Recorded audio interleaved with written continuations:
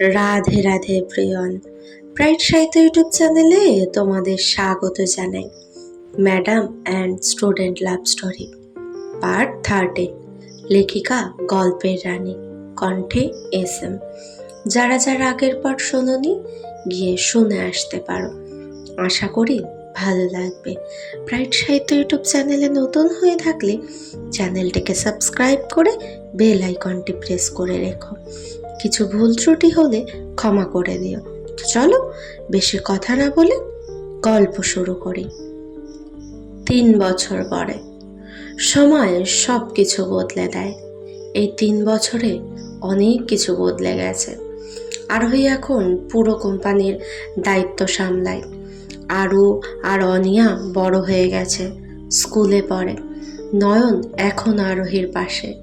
রাজেন অনেক চুপচাপ হয়ে গেছে, কিন্তু অনন্যকে কেউ খুঁজে পায়নি। সবাই ধরে নিয়েছে অনন্য আর বেঁচে নেই। শুধু আরোহী বিশ্বাস করে অনন্য বেঁচে আছে। রাতে মাঝে মাঝে আরোহী ছাদে দাঁড়িয়ে আকাশের দিকে তাকিয়ে বলে, তুমি বেঁচে আছো অনন্য, আমি জানি তুমি কোথাও আছো। তুমি আমাকে ছেড়ে যেতে পারো না। একটা ছোট শহরের হাসপাতাল। সেখানে একটা বাড়িতে থাকে ঋত্বিক আর তার স্ত্রী। সেই বাড়ির এক রুমে জানালার পাশে বসে থাকে একটা মেয়ে। চোখে শান্তি, কিন্তু মুখে কোনো হাসি নেই। সে হলো অনন্য। অনন্য এখন কোমা থেকে ফিরেছে, কিন্তু অনেক স্মৃতি হারিয়েছে। মাঝে মাঝে মাথা ব্যথা হয়, পুরনো কিছু মনে করতে গেলে অসুস্থ হয়ে পড়ে। সে জানে তার নাম অনন্য, কিন্তু তার অতীত, ভালোবাসা, বাচ্চা কিছুই মনে নেই। ঋত্বিক তাকে বলেছে, তোমার বড় একটা অ্যাক্সিডেন্ট হয়েছিল, আমরা তোমাকে বাঁচিয়েছি, তুমি কিছুদিন আমাদের সাথেই থাকো। ঋত্বিকের স্ত্রী অনন্যকে খুব যত্ন করে। অনন্য তাকে দিদি বলে ডাকে। অনন্যর অদ্ভুত অনুভূতি, প্রতিদিন বিকেলে অনন্য বারান্দায় বসে থাকে। তার মনে হয় সে কাউকে ভুলে গেছে, কাউকে তার খুব আপন ছিল, কিন্তু মনে করতে পারে না। একদিন অনন্য ঋত্বিককে জিজ্ঞাসা করলো, ঋত্বিক, আমার কি আগে কেউ ছিল, মানে খুব কাছের কেউ? ঋত্বিক একটু চুপ করে বলল, সবার জীবনে কেউ না কেউ থাকে। অনন্য বলল, আমি মাঝে মাঝে স্বপ্ন দেখি একটা মেয়ে আমাকে জড়িয়ে ধরে অনন্য বলে ডাকে, আর দুটো ছোট বাচ্চা, তারা আমাকে মা বলে ডাকে, কিন্তু তাদের মুখ পরিষ্কার দেখি না। ঋত্বিক চুপ। সে সত্যিটা জানে, কিন্তু বলতে পারে না। এদিকে রাতে আরোহী অফিস থেকে বাসায় ফিরেছে। আরু আর অনিয়া দৌড়ে এসে জড়িয়ে ধরল, মা, আজ স্কুলে আমি ড্রয়িং কম্পিটিশনে জিতেছি। আরোহী হাসল, কিন্তু চোখে কষ্ট। অনিয়া বলল, মা, আমাদের সবার তো মা আছে, আমাদের আরেক মা কোথায়? আরোহী থেমে গেল, কি বলবে বুঝতে পারল না। ধীরে বলল, তোমাদের আরেক মা অনেক দূরে আছে, কিন্তু সে তোমাদের খুব ভালোবাসে। আরও বলল, সে কি একদিন আসবে? আরোহী আকাশের দিকে তাকিয়ে বলল, হ্যাঁ, একদিন আসবে। 3 বছর, অনেক সময়। এই 3 বছরে সবাই বদলে গেছে। অলি এখন আগের অলি নেই। আগে অলি জেদি ছিল, আরোহীকে পেতে চাইতো, অনন্যকে সরাতে চাইতো। কিন্তু এত ঘটনা, অ্যাক্সিডেন্ট, অনন্য হারিয়ে যাওয়া সব দেখে অলি বদলে গেছে। এখন অলি কোম্পানির ডিরেক্টর, আরোহীর সাথে সমানভাবে কাজ করে। আরোহীকে এখন খুব সম্মান করে। আরোহী কষ্ট পায়, বুঝতে পারে আরু আর অনিয়াকে খুব ভালোবাসে। একদিন অফিসে অলি বলল, আরোহী, তুমি এখন অনন্যকে খোঁজো? আরোহী ফাইল থেকে চোখ না তুলে বলল, মানুষ যদি সত্যি ভালোবাসে তাহলে খোঁজা বন্ধ করে না। অলি চুপ করে রইল, তারপর বলল, আমি আগে তোমাকে পেতে চাইতাম, এখন চাই তুমি যেন তোমার ভালোবাসার মানুষটাকে ফিরে পাও। আরোহী প্রথমবার অলির দিকে তাকিয়ে হালকা হাসতো। অন্য শহরে অনন্যর ছোট্ট একটা স্কুলে জব করে। স্কুলের বাচ্চারা দৌড়ে এসে বলছে, অনন্য ম্যাম এসেছে, ম্যাম আজ গল্প বলবেন। হ্যাঁ, অনন্য এখন একটা স্কুলের টিচার। সে ছোট বাচ্চাদের পড়ায়, গল্প বলে, গান শেখায়, সবাই তাকে খুব ভালোবাসে। কিন্তু মাঝে মাঝে সে জানলার বাইরে তাকিয়ে থাকে। তার মনে হয় তার জীবন শুধু এইটুকু না, সে যেন কাউকে ভুলে গেছে, খুব গুরুত্বপূর্ণ কাউকে। স্কুলের এক বাচ্চা একদিন জিজ্ঞেস করলো, ম্যাম আপনার বাচ্চা আছে? অনন্য চুপ, তারপর মাথা হালকা ব্যথা করলো। চোখের সামনে ভেসে উঠল দুটো ছোট মেয়ে, কেউ তাকে জড়িয়ে ধরে মা বলছে। অনন্য মাথা ধরে বসে পড়ল, ভাগ্য আবার তাদের কাছে আনছে। একদিন অলি অফিসে এসে বলল, আরোহী, আমাদের কোম্পানি একটা নতুন স্কুল প্রজেক্ট নিচ্ছে, ওই শহরে একটা স্কুল বানানো হবে, তোমাকে সেখানে যেতে হবে। আরোহী বলল, ঠিক আছে, কালই যাব। অলি হালকা হাসল। কখনো কখনো কাজের অজুহাতে মানুষ নিজের ভাগ্যের কাছেও পৌঁছে যায়। আরোহী বুঝল না অলি কেন এমন বলল। পরের দিন সেই স্কুল। আরোহীর গাড়ি স্কুলের সামনে এসে থামল। বাচ্চারা মাঠে খেলছে। দূরে একটা ম্যাডাম দাঁড়িয়ে বাচ্চাদের দেখছে। হাওয়া বইছে, ম্যাডামের চুল উঠছে। আরোহী দূর থেকে তাকিয়ে আছে। কেন জানি তার বুক খুব জোরে ধড়ফড় করছে। ম্যাডামটা ধীরে ধীরে ঘুরে দাঁড়ালো। আরোহী স্থির হয়ে গেল। তার মুখ থেকে শুধু একটা শব্দ বের হলো, অনন্য। কিন্তু ম্যাডাম তাকিয়ে বলল, জি, আপনি আমাকে ডাকছেন?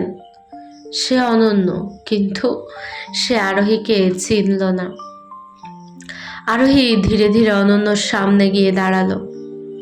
আপনার নাম? অনন্য। অনন্য হেসে বলল, জি, অনন্য সেন। আপনি? আরোহীর চোখ ভিজে গেল। আমি আমি আরোহী। অনন্য ভদ্রভাবে হাত বাড়ালো। Nice to meet you, miss Arohi. এই কথা শুনে আরোহীর মনে হলো তার পৃথিবী আবার ভেঙে গেল। স্কুলের অফিস রুমে বসে আছে আরোহী আর অনন্য।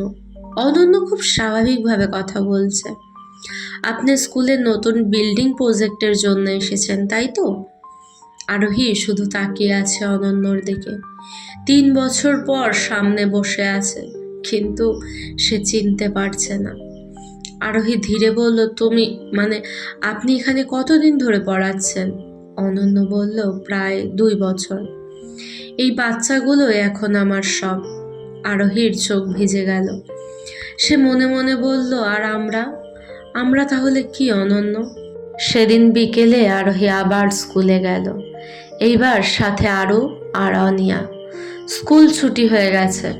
অনন্য ক্লাসরুমে বসে খাতা দেখছে। দরজায় দাঁড়িয়ে আছে আরু আর অনিয়া। হঠাৎ অনিয়া দৌড়ে গিয়ে অনন্যকে জড়িয়ে ধরল। মা! অনন্য অবাক হয়ে গেল, স্থির হয়ে দাঁড়িয়ে আছে। আরু এসে অন্য দিক থেকে জড়িয়ে ধরল। মা, তুমি এতদিন কোথায় ছিলে? অনন্যর হাত কাঁপছে, তার মাথা হালকা ব্যথা করছে। চোখের সামনে অদ্ভুত অদ্ভুত ছবি আসছে। হাসপাতাল, একটা বাড়ি, একটা মেয়ে তাকে জড়িয়ে ধরে আছে, দুটো ছোট বাচ্চা। অনন্য ধীরে বসে পড়ল। আমি তোমাদের মা না, কিন্তু তোমাদের জড়িয়ে ধরতে কেন এত ভালো লাগছে? আরোহী দরজার সামনে দাঁড়িয়ে কাঁদছে। সেদিন থেকে প্রতিদিন আরু আর অনিয়া অনন্যর কাছে যায়, তাকে মা বলে ডাকে। অনন্য প্রথমে মানা করে, পরে আর মানা করে না। বাচ্চাদের মাথায় হাত বুলিয়ে দেয়, তাদের খাওয়ায়, পড়ায়। একদিন অনন্য জিজ্ঞেস করলো, আরোহী, ওরা আমাকে মা বলে কেন? আরোহী চুপ। তারপর বলল, সব সম্পর্কের নাম হয় না অনন্য, কিছু সম্পর্ক শুধু অনুভূতির।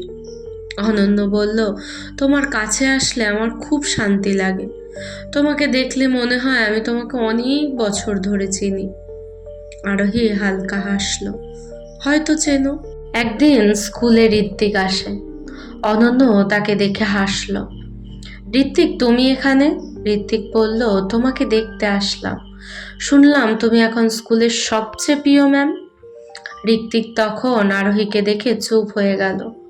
আরোহীও তাকে চিনল। দুজনের চোখে চোখ, অনেক না বলা কথা। ঋত্বিক ধীরে বলল, ওর মেমোরি এখনো পুরো ফেরেনি। ও কিন্তু কিছু কিছু অনুভূতি ফিরে আসছে। তুমি থাকলে হয়তো সব মনে পড়বে। আরোহীর চোখে পানি। বৃষ্টি পড়ছে, স্কুল ছুটি, সবাই চলে গেছে। অনন্য বারান্দায় দাঁড়িয়ে বৃষ্টি দেখছে। আরোহী এসে তার পাশে দাঁড়ালো। অনন্য বলল, জানো, বৃষ্টি দেখলে আমার কেন জানি কাঁদতে ইচ্ছে করে। মনে হয় বৃষ্টিতে আমি কোনোদিন খুব কেঁদেছিলাম। আরোহী ধীরে বলল, হ্যাঁ, কেঁদেছিলে। অনন্য তার দিকে তাকালো। তুমি ছিলে? আরোহী ধীরে বলল, সব সময়। অনন্য কিছু না বলে ধীরে আরোহীর কাঁধে মাথা রাখল। জানি না কেন, কিন্তু তোমার পাশে থাকলে মনে হয় আমি আমার সব কিছু ফিরে পাবো। আরোহী চোখ বন্ধ করে বলল, আমি আছি অনন্য। তুমি সব ভুলে গেলেও আমি তোমাকে আবার নতুন করে ভালোবাসবো। অনন্য এখন প্রায় প্রতিদিনই আরও আর অনিয়ার সাথে সময় কাটায়। স্কুল শেষে তারা তিনজন একসাথে বসে আঁকে, গল্প করে। একদিন আরও বলল, মা, তুমি আমাদের বাসায় যাবে? অনন্য থেমে গেল। মা শব্দটা এখন তাকে অবাক করে না, বরং ভালো লাগে। অনন্য হালকা হেসে বলল, আমি গেলে তোমাদের মা রাগ করবে না? অনিয়া বলল, আমাদের মা তো তুমি। দূরে দাঁড়িয়ে আরোহী সব শুনছিল। তার চোখ আবার ভিজে গেল। আরোহীর বাড়িতে অনন্য প্রথমবার আরোহীর বাড়িতে গেল। বাড়িতে ঢুকেই অনন্য থেমে গেল। চারপাশে তাকাচ্ছে। তার বুক ধড়ফড় করছে। সোফা, সিঁড়ি, দেয়ালের ছবি। হঠাৎ সে একটা ছবির সামনে গিয়ে দাঁড়ালো। ছবিতে আরোহী আর অনন্য একসাথে হাসছে, আর দুটো ছোট বাচ্চা। অনন্য মাথা ধরল। এই ছবিটা, এই মেয়েটা আমার মতো দেখতে কেন? আরোহী ধীরে এসে পাশে দাঁড়ালো। কারণ ওটা তুমি। অনন্য অবাক। আমি? আরোহী শুধু বলল, সব একদিন বলবো, এখন না। সেদিন বৃষ্টি পড়ছিল, বিদ্যুৎ চলে গেছে। আরু আর অনিয়া ঘুমিয়ে পড়েছে। অনন্য বারান্দায় দাঁড়িয়ে বৃষ্টি দেখছে। আরোহী এসে পাশে দাঁড়ালো। অনন্য বলল, আমার মনে হয় আমার জীবনে খুব বড় কিছু ছিল, আমি সব ভুলে গেছি, কিন্তু কেন জানি মনে হয় তুমি ছিলে। আরোহী কিছু বলল না। অনন্য আবার বলল, আমি যদি আগে তোমাকে ভালোবাসতাম? আরোহী ধীরে বলল, তাহলে এখন ভালোবাসো? অনন্য চুপ। তারপর ধীরে বলল, হয়তো আমি আবার তোমার প্রেমে পড়ছি। আরোহীর চোখে পানি। অন্যদিকে অলি। অফিসে অলি এখন সব সামলায়। নয়ন একদিন বলল, অলি, তুই অনেক বদলে গেছিস। অলি হেসে বলল, মানুষ সব সময় যা চায় তা পায় না, কিন্তু তাই বলে খারাপ মানুষ হয়ে থাকা যায় না। নয়ন বলল, তুই এখন আরোহীর সবচেয়ে বড় ভরসা, জানিস? অলি জানলার বাইরে তাকিয়ে বলল, আরোহীর ভরসা আমি না, অনন্য। আরোহী গাড়িতে বসে সেই দিন অভির কথা ভাবতে মনে পড়ে যায় সন্দেহ করে অনন্যর সাথে সেই রাতে কি করেছিল। আরোহী তো আগেই চলে এসেছিল। তারপর না জানি অনন্য আর অভিকে কত ঘনিষ্ঠ হয়েছিল। রাগে আরোহী পা থেকে মাথা অবধি জ্বলে উঠল। বেশ কিছুক্ষণের মধ্যে কলিং বেলটা বেজে উঠল। অনন্য ফিরে এসেছে সেটা বুঝতে আরোহীর কোনো অসুবিধা হলো না। আরোহী যখন ফ্ল্যাটের দরজাটা খুলল, তখন সে ফুল ড্রাঙ্ক। সোজাভাবে দাঁড়ানোর মতো অবস্থাও তার নেই। কোনো রকমে দরজাটা খুলে দিয়েই আরোহী সোফায় এসে বসে পড়ল। তারপর প্রবল রাগকে নিয়ন্ত্রণ করার জন্য আরোহী একটা সিগারেট ধরালো। অনন্য ভেতরে এসে দরজাটা লক করে দিল। তারপর দরজার ওখান থেকেই বলল, কি হলো, তুমি এভাবে বসে আছো কেন? আরোহী কোনো জবাব দিল না। এবার অনন্য একটু এগিয়ে এসে বলল, আবার এসব ছাইপাশ গিলছ? এগুলো না খেলে কি তোমার ভাত হজম হয় না? আরোহী অনন্যর দিকে রাগে চোখে তাকিয়ে বলল, তুমি আমায় প্রশ্ন করার কে তুমি? কথাগুলো বলার সময় সম্ভবত সিগারেটের ধোঁয়া গলায় আটকে যাওয়ার জন্যই আরোহী ভীষণ কাশতে শুরু করলো। সেই দেখে অনন্য আরোহীর কাছে ছুটে এসে আরোহীর গায়ে মাথায় হাত বুলিয়ে দিতেই আরোহী রাগে গর্জে উঠল, ডোন্ট টাচ মি, তুমি সরে যাও। অনন্য বলল, কি হয়েছে আরোহী, তুমি এরকম করছো কেন? আরোহী এবার অনন্য মুখোমুখি উঠে দাঁড়িয়ে বলল, shut up, just shut up. আমি তোমার মুখ থেকে আর একটাও কথা শুনতে চাই না। এতক্ষণে অনন্য মনে কো ডাকল, আজ ইনটেনশনালি সে যেটা করে ফেলেছে সেটাতে আরোহী কি এতটা ক্ষেপে উঠেছে? যদিও বিষয়টা যে এত বাড়াবাড়ির জায়গায় চলে যাবে তা অনন্য আন্দাজ করতে পারেনি। অন্যদিন অন্য সময় হলে তো অনন্য নিজেদের ফ্ল্যাটেই চলে যেতে পারত, কিন্তু আজ তো সে উপায়ও নেই। তাই অনন্য উত্তেজিত আরোহীকে শান্ত করার জন্যই নরম স্বরে বলল, তুমি তো সোজা হয়ে দাঁড়াতে পারছো না, তুমি প্লিজ বসো, আমি তোমায় বুঝিয়ে বলছি। আরোহী অনন্য চোখের দিকে তাকালো। আরোহী আগে কখনো অনন্যর দিকে এমনভাবে তাকায়নি। অনন্যর কি মনে হতে সে একটু পিছিয়ে গেল, কিন্তু অনন্য পেছন দিকে যেতে গিয়ে রুমের দেয়ালের সাথে আটকে গেল। আর কি বোঝাবে তুমি আমায়? আজ আমি সবটাই বুঝে গেছি রাই। তুমিও অলির মতো আলাদা কিছু নও। আর তাই তো সবটা জানার পরও তুমি ওই অভির সাথে ছি। জড়ানো গলায় কথাগুলো বলতে বলতে আরোহী ততক্ষণে অনন্যর খুব কাছাকাছি এসে পড়ে। অনন্য কিছু বলে ওঠার আগেই আরোহী হাঁচকা টান দিয়ে অনন্যর শাড়ির আঁচলটা বুকের কাছ থেকে সরিয়ে দিল, আর অনন্যর ফর্সা গোলাকার নাভিটা উন্মুক্ত হয়ে উঠল। অনন্য আ করে উঠে বলল, আরোহী, এসব তুমি কি করছো? কেন করছো এরকম? Control your self. আরোহী অনন্যর কথার কোনো জবাব দিল না, কেবল অনন্যর কম্পিত নরম ঠোঁটটাকে নিজের ঠোঁট দিয়ে চেপে ধরল। অ্যালকোহল আর নিকোটিনের মিশ্রিত তীব্র গন্ধটা মুখের মধ্যে যেতেই অনন্যর গাটা কেমন যেন গুলিয়ে উঠল। অনন্য প্রাণপণে আরোহীর থেকে নিজেকে ছাড়ানোর চেষ্টা করতে শুরু করলো, কিন্তু কয়েক মিনিট ধরে অনন্য অধর থেকে চুম্বনের তৃষ্ণা কিছুটা মিটিয়ে নিয়ে আরোহী অনন্যর ঠোঁটটা আলতো করে কামড় দিয়ে ছেড়ে দিল। তারপর দেয়ালের সাথে অনন্যকে চেপে ধরল। আরোহীর গরম নিঃশ্বাসে অনন্যর সর্বাঙ্গে শিহরণ বয়ে গেল। অনন্য বলল, প্লিজ এরকম করো না, তুমি এখন স্বাভাবিক অবস্থায় নেই। আমি এসব চাই না আরোহী, প্লিজ আমায় ছেড়ে দাও, আমার কষ্ট হচ্ছে। আরোহী কিছুটা রাগের স্বরেই বলল, তুমি একদম চুপ করে থাকো, আজ আমি তোমার কোনো কথা শুনব না। আরোহী ধীরে ধীরে অনন্যর ঘাড়ে মুখ গুজে দিল। আজ আরোহী যে এতটা ভায়োলেন্ট হয়ে উঠবে সেটা অনন্য বুঝতে পারেনি। আরোহী যে কখনো তার সাথে এমন আচরণ করতে পারে সেটা অনন্যর কাছে কল্পনারও অতীত।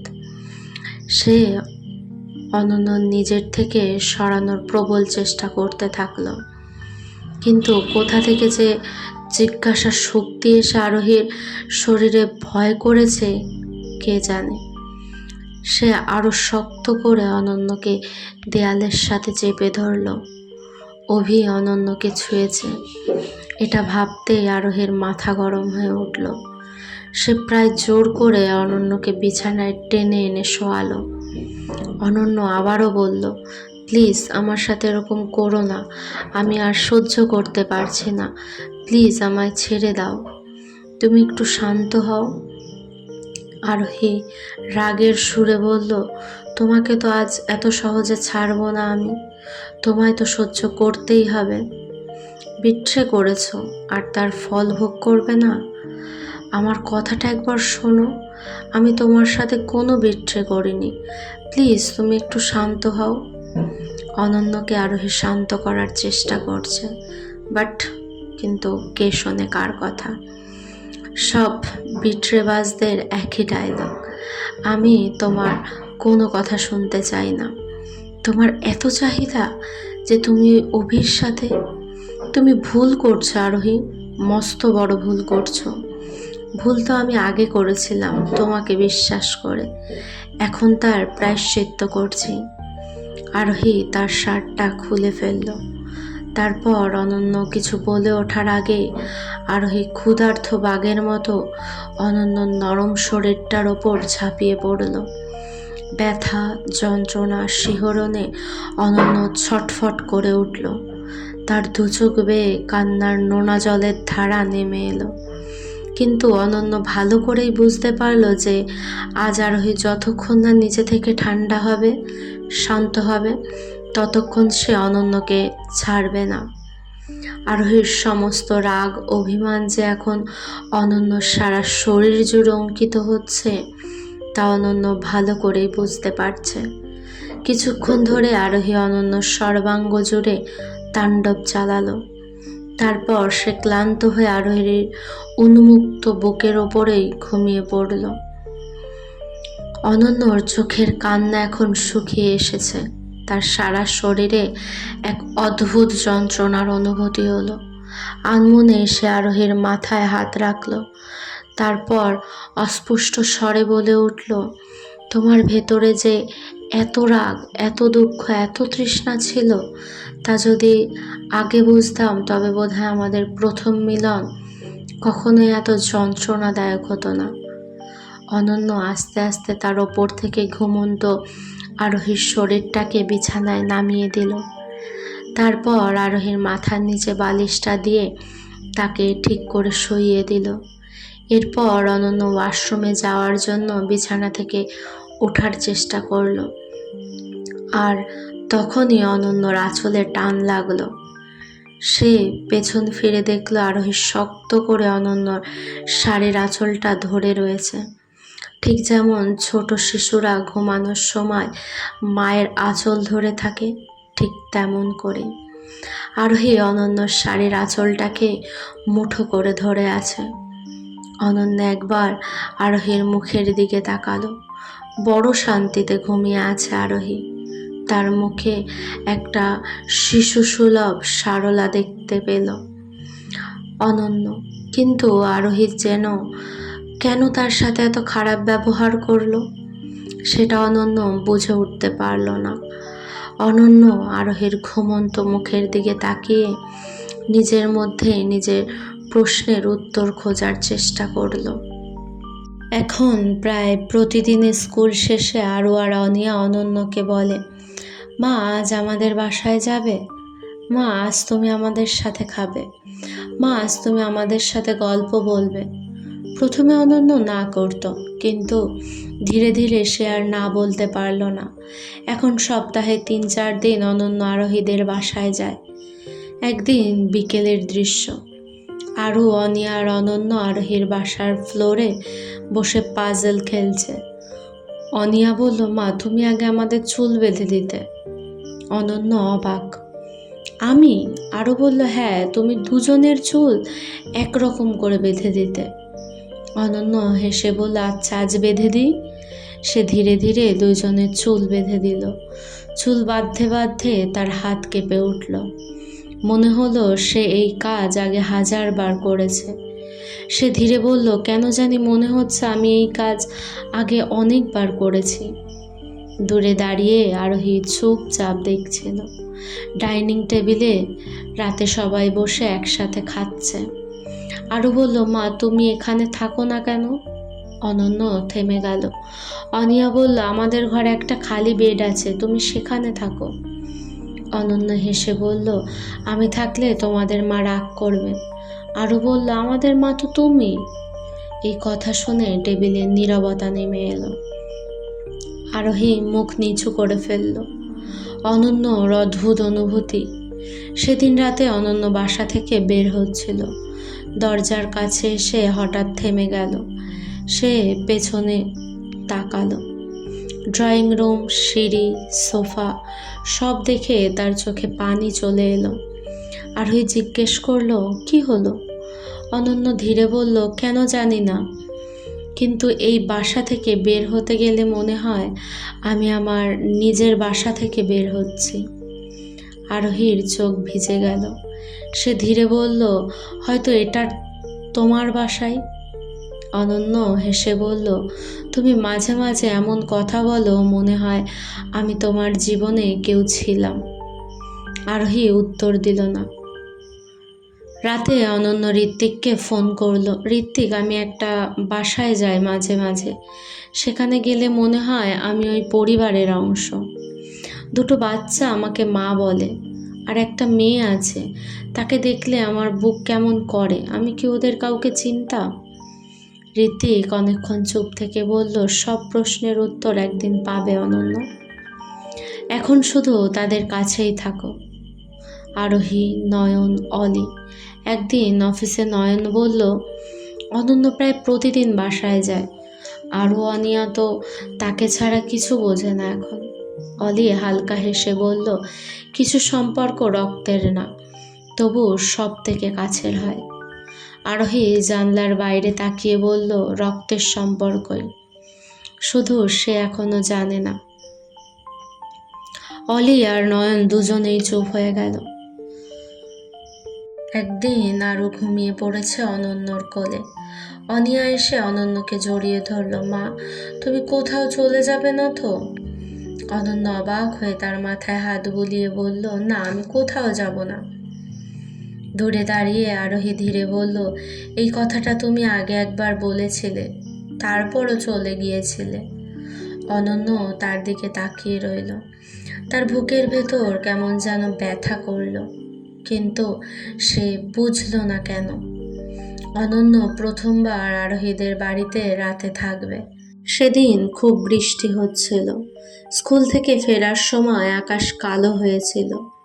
অনন্য বিকেলে আরোহীদের বাসায় এসেছিল আরও আর অনিয়ার সাথে পড়াতে পড়াতে পড়াতে রাত হয়ে গেল। তারপর ঝড় বৃষ্টি শুরু। আরোহী বলল, এই বৃষ্টিতে তুমি আর কোথাও যাবে না, আজ এখানে থাকো। অনন্য একটু ইতস্তত করল, না, আমি থাকলে সমস্যা হবে। আরোহী হালকা হেসে বললে, এই বাড়িতে তোমার জন্য কোনোদিন কোনো সমস্যা হবে না। অনন্য এই কথার মানে বুঝল না, কিন্তু তার বুকটা কেমন করে উঠল। আরও বলল, মা, আজ আমাদের মাঝখানে ঘুমাবে? অনিয়া বলল, হ্যাঁ, আমরা দুই পাশেই, মা মাঝখানে। অনন্য হেসে বলল, ঠিক আছে। রাতে বিছানায় শুয়ে ডান পাশে আরও, বাম পাশে অনিয়া, দুইজনে অনন্যকে জড়িয়ে ধরে ঘুমিয়ে পড়ল। অনন্য তাদের মাথায় হাত বুলাতে বুলাতে হঠাৎ থেমে গেল। তার চোখে পানি চলে এলো। সে খুব আস্তে বলল, কেন জানি মনে হচ্ছে এই জায়গায় আমি আগে অনেকবার শুয়েছি। দরজার বাইরে দাঁড়িয়ে সব শুনছিল আরোহী। রাত 2টো। অনন্যর হঠাৎ ঘুম ভেঙে গেল। সে দেখলো আরও ঘুমের মধ্যে বলছে, মা, কোথাও যেও না। অনন্য আর নিজেকে সামলাতে পারল না। সে আরুকে জড়িয়ে ধরল, আমি কোথাও যাব না, আমি এখানেই আছি। তার নিজেরও চোখ দিয়ে পানি পড়ছে, কিন্তু সে জানে না কেন কাঁদছে। রাতে অনন্য ঘুমাতে পারছিল না। সে বারান্দায় এসে দাঁড়ালো। বৃষ্টি পড়ছে। কিছুক্ষণ পরে পাশে আরোহী এসে দাঁড়ালো। দুজনেই চুপ। তারপর অনন্য বলল, আরোহী, একটা প্রশ্ন করব? বলো। আমি কি আগে তোমার খুব কাছের কেউ ছিলাম? আরোহীর চোখ ভিজে গেল। হ্যাঁ। অনন্য আবার জিজ্ঞেস করল, আমি কি তোমাকে কষ্ট দিয়েছিলাম? আরোহী ধীরে বলল, অনেক। অনন্য মাথা নিচু করলো। সরি, যদিও জানি না কি করেছি, তবুও সরি। আরোহী ধীরে বলল, তুমি আমাকে কষ্টও দিয়েছ, আবার তুমি ছাড়া আমি বাঁচতেও পারি না। অনন্য তাকিয়ে রইল। আমি যদি সব ভুলে গিয়ে থাকি তাহলে তুমি আমাকে আবার নতুন করে চিনাবে? আরোহী বলল, হ্যাঁ অনন্য, আমি তোমাকে আবার নতুন করে আমার জীবনে আনব। সকালে অনন্য ঘুম থেকে উঠে ভুল করে একটা রুমে ঢুকে গেল। রুমটা ছিল আরোহী আর অনন্যর পুরনো রুম। আলমারি, বিছানা, টেবিল সব দেখে তার মাথা ঘুরতে লাগলো। সে আলমারি খুলল। ভিতরে একটা বক্স খুলে দেখলো দুজনের ছবি, একটা আংটি, একটা চিঠি, বাচ্চাদের ছোট জামা, একটা ডায়েরি। অনন্য ডায়েরিটা হাতে নিয়ে বসে পড়ল। ঠিক তখনই দরজায় দাঁড়িয়ে আরোহী। দুজনের চোখে চোখ। কেমন লাগছে তোমাদের গল্পগুলো? কমেন্ট করে জানিও। ভালো লাগলে লাইক, কমেন্ট এবং শেয়ার করে দিও। আর এমন সুন্দর সুন্দর রোম্যান্টিক গল্প পেতে ব্রাইট সাহিত্য ইউটিউব চ্যানেলকে সাবস্ক্রাইব করতে হবে। জলদি গিয়ে সাবস্ক্রাইব করে এসো। নেক্সট পার্ট খুব তাড়াতাড়ি আসবে। ততক্ষণের জন্য সবাই খুব ভালো থেকো, সুস্থ থেকো। রাধে রাধে।